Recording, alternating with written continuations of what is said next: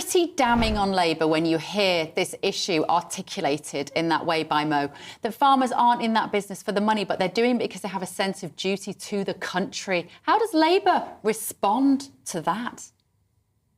It's a real shame that we're in this situation and that the tensions have flared up on both sides so much. And I think there is an element of entrenchment. I think there's an element of entrenchment in the government. I think people panic when they see, people protesting and sides get, kind of taken. And before you know it, you've got public figures, whether it be Jeremy Clarkson, whether it be, political opponents like Nigel Farage, and lines start to be drawn. I think people feel they can't cross them and have conversations. I think it's important that a dialogue continues either way. But I think there is a lot of misinformation around this as well still. And the policy itself and the lack of understanding of the policy itself and the difference that's happening here. And if you listen to some of the reporting, and I must say including your own, I'm afraid, you would think that the entire countryside is up in arms about this. It's just not the case. I'm a countryside lad myself. I've grew up on farms. I'm from agricultural farming and working families.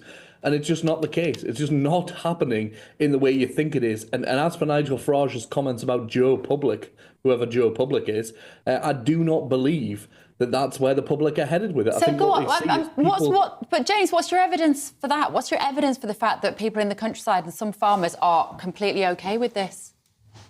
I don't think they're completely OK with it. That's not what I'm saying. I think all I'm saying is my evidence would be the same as Nigel Farage's, that I don't think there's been a shift in the public opinion on this, because when it comes down to the core of what's happening here, it's that the economy is in such a state and in such a way that Rachel Reeves says that the way that they need to implement taxation in various places of the economy, in different places, that people need to pull in together and that everyone needs to come together. Now, if we remember... Even if it means changing the countryside forever so that we don't have family farms, we don't have food security. But that's not happening. That is not happening statistically. If you look at the figures of those who say, and who would actually lose farms out of this, it's just not statistically true that would be the case, even in the government's own risk assessment of that. So I do not believe that is the case. I do believe there is a political campaign. I think some farmers and communities are being used by those political campaigns. People like Nigel Well, hang on, Farage. it's a trade union that's campaigning, James. It's called the National Farmers Union. You guys normally support the trade unions.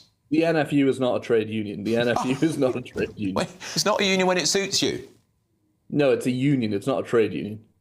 Let me just bring in Mo again then. Just Mo, respond to that. You're being taken advantage of by people with political axe to grind. No.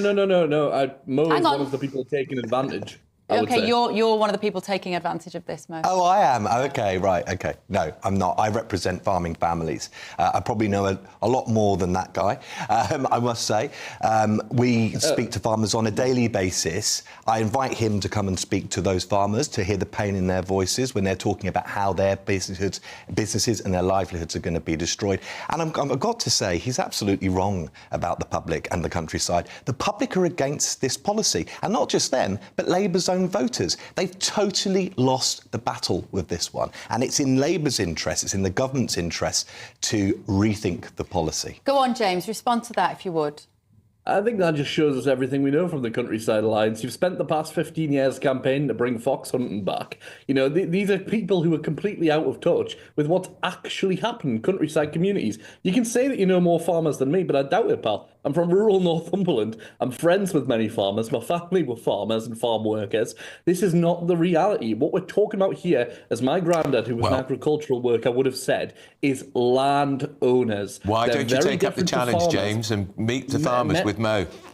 You're welcome to. Meet which farmers? Do you want to come meet some of the farmers that I know who aren't bothered about this, who say that it's landowners? Come and meet some of the tenant farmers that I know who really need your support and really need you to be campaigning rather than driving politics to the heart of this and messing up Westminster with your tractors. Yeah. That is not going to achieve anything. It just sounds like you're reading a script from the Labour Party, and I know that they've not got anyone really out there spinning for them on this awful policy. I mean, it's a good effort, but it just isn't cutting through. Just address that on tenant farmers. Just address that point on tenant farmers and just explain how they might be affected by this.